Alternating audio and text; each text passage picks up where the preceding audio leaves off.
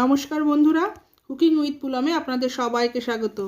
আজকে আমি আপনাদের সাথে homemade chicken pakora recipe share করছি।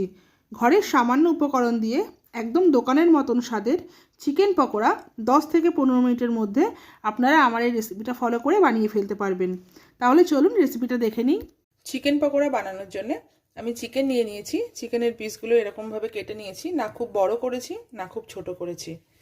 আর চিকেন পকোড়ার জন্য একটা পেস্ট বানাবো, যার জন্য আমি পেঁয়াজ নিয়েছি টুকরো করা, আদা নিয়েছি টুকরো করা, 4টে কাঁচা লঙ্কা, কিছুটা ধনে পাতা আর 7 থেকে 8টা রসুনের কোয়া। এগুলো আমি মিক্সির পটে দিয়ে দিচ্ছি।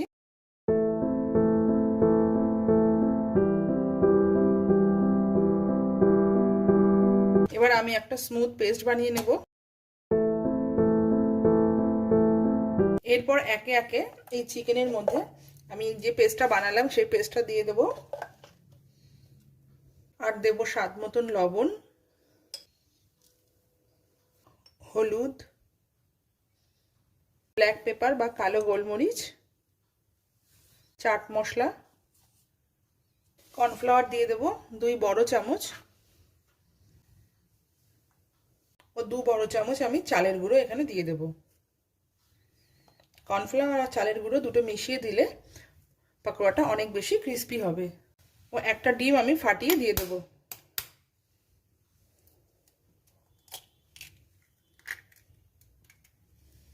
এবার ভালো করে আমি সবকিছু মিক্স করে নেব। এখানে ময়দার ব্যবহার করব না বা বেসনের ব্যবহার করব না, তাহলে কিন্তু পকোড়াটা নরম হয়ে যাবে, অতটা মচমচে থাকবে না। তো আমি এখানে কর্নফ্লাওয়ার আর চালের গুঁড়ো মিশিয়ে দিয়েছি। তো আপনাদের যদি কর্নফ্লাওয়ার না থাকে তাহলে আপনারা অ্যারারুটও ব্যবহার করতে পারেন। আমি এইভাবে ভালো করে এটাকে মেখে নেব। মেখে নিয়ে এটা 10 থেকে 15 মিনিট আমি রেখে দেব। তাহলে কি হবে, পুরো যে মশলাটা ভালো করে চিকেনের ভেতরে ঢুকে যাবে, আর তাতে চিকেন পকোড়ার টেস্টটা বেশ ভালো আসবে। তো ব্যাস দেখুন আমি মেখে নিয়েছি। এবার এটাকে আমি 10 থেকে 15 মিনিট ঢাকা দিয়ে রেখে দেব। 15 মিনিট হয়ে গেছে চিকেনটা ম্যারিনেট করা। এবার আমি গ্যাসে কড়াইটা বসিয়ে তার মধ্যে বেশ খানিকটা তেল দিয়ে দেব। আমি এখানে সাদা তেল ব্যবহার করছি, চিকেন পকোড়াটা সাদা তেলেই ফ্রাই করব। তেলটাকে প্রথমে খুব ভালো করে গরম করে নেব, তারপরে কিন্তু গ্যাসের ফ্লেমটা মিডিয়াম করে দেব। যখন পকোড়াটা ছাড়বো তখন কিন্তু ফ্লেমটা মিডিয়াম থাকবে। আর পকোড়াটা যতক্ষণ ভাজবো ততক্ষণ ফ্লেমটা মিডিয়ামই রাখবো, কারণ মিডিয়াম ফ্লেমেই পকোড়াটা ভালো ভাজা হবে। আমি এক এক করে পকোড়াগুলো দিয়ে দিচ্ছি তেলের মধ্যে। ফ্লেমটা আমি মিডিয়ামেই করে দিয়েছি।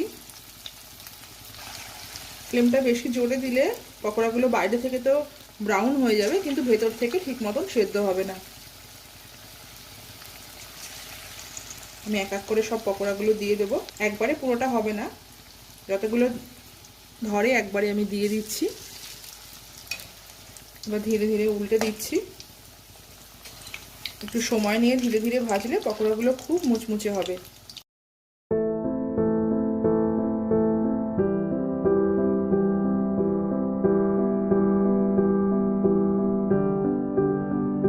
পকোড়াগুলো ভাজা হয়ে গেছে। এবার এটাকে আমি একটা প্লেটের মধ্যে উঠিয়ে নেব। আমি এই প্লেটের মধ্যে একটা টিস্যু দিয়ে নিয়েছি, তো তার মধ্যে আমি পকোড়াগুলোকে উঠিয়ে নিচ্ছি। তাতে যেটা এক্সট্রা অয়েল থাকবে সেটা এই টিস্যুর মধ্যে সোক করে যাবে। এইভাবে আমি বাকি পকোড়াগুলোও ভেজে নিচ্ছি।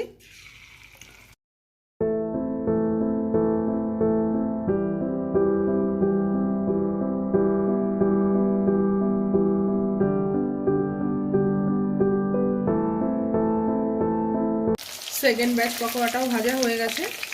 এটাকেও আমি সেম টিস্যু পেপারের উপরে উঠিয়ে নিচ্ছি। চিকেন পকোড়া পুরোপুরি বানিয়ে নিয়েছি। এবার এর মধ্যে আমি একটু ব্ল্যাক সল্ট স্প্রিঙ্কল করে দেবো, মানে বিট লবণ যেটাকে আমরা বলি, তাহলে টেস্টটা আরও ভালো লাগবে। আর আমার এই রেসিপিটা দেখে যদি আপনাদের একটুও ভালো লেগে থাকে তাহলে অবশ্যই আমার চ্যানেলটিকে সাবস্ক্রাইব করে পাশে থাকা বেল আইকনটা প্রেস করবেন, লাইক করবেন, শেয়ার করবেন ও কমেন্টের মাধ্যমে আমাকে জানাবেন যে আপনাদের রান্নাটা কেমন লাগছে। সকলকে অনেক ধন্যবাদ। সবাই খুব ভালো থাকবেন।